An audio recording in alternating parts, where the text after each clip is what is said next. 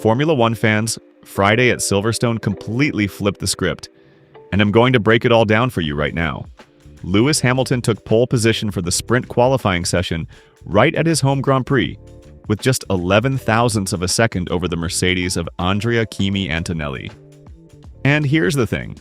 That margin would have been significantly bigger if the 7-time world champion had made an error at the final chicane.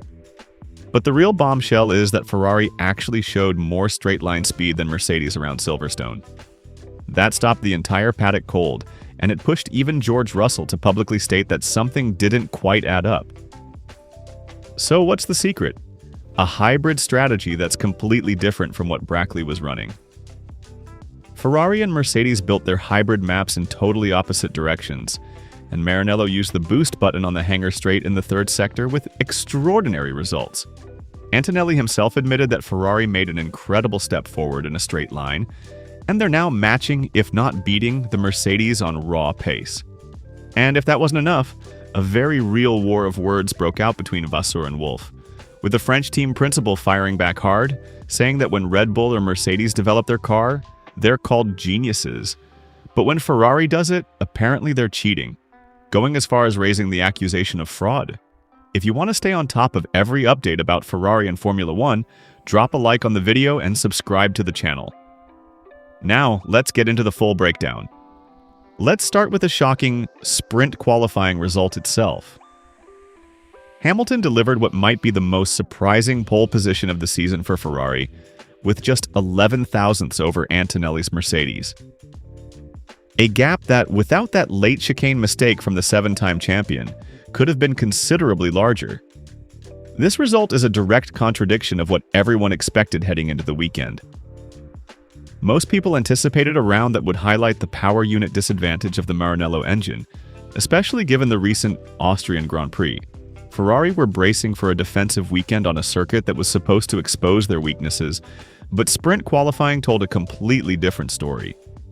So let's talk about the first technical reason behind this comeback. One key factor could be the difference in altitude between the two circuits. At the Red Bull Ring, sitting at around 700 meters above sea level, Ferrari's smaller turbo suffered more from the thinner air, leading to a power drop that actually masked the progress made with the updated engine. At Silverstone, that's no longer a factor. The SF26 can now show the real potential of its upgraded power unit, featuring the first Aduo token, which brings 7 or 8 additional horsepower, also boosted by the new Shell fuel. But now comes the truly stunning technical revelation from Friday.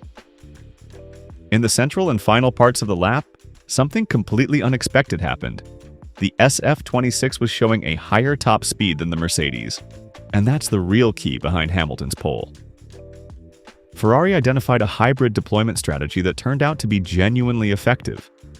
The most remarkable thing is that the SF26 and the W17 built their hybrid maps in completely opposite directions. While teams usually converge towards similar electrical power deployment profiles, this time Ferrari appears to have taken a very different and very interesting technical path. The team agreed with both Leclerc and Hamilton to use the boost button specifically on the hangar straight in the third sector, concentrating all the electrical power into one stretch of track that paid off massively. The competition tried something different, but Ferrari came better prepared. That said, you can't declare victory too early. The data doesn't confirm that Ferrari has suddenly made a structural breakthrough in hybrid management. It's true they unlocked 5 extra horsepower in Austria and may have refined their software deployment since then. But that kind of update alone doesn't explain such a clear gain. Heading into Saturday, Mercedes will carefully study Ferrari's strategy to understand how to optimize their own performance. If Brackley can replicate this kind of efficiency, there's a strong chance both W17s will reclaim their usual straight-line advantage. In terms of handling, the cars appear very evenly matched. For Mercedes, it's not really a setup problem. It's a different and momentarily less effective use of hybrid energy. Now let's talk about the remarkable reactions from the Mercedes drivers. Antonelli openly admitted that Ferrari made an incredible step in a straight line, and they're now running as fast as Mercedes, if not faster. The young Italian driver added that Mercedes hadn't played their energy cards well, while Ferrari seemed to be doing something different that was simply working better. Russell was even more blunt. He said he was very surprised that they were struggling with the power unit and energy management, and yet Ferrari looked like the fastest car on the straight. He said there were things that didn't quite add up. The British driver had expected to lose around 6/10 to Ferrari in the braking zones, but in reality, the exact opposite happened.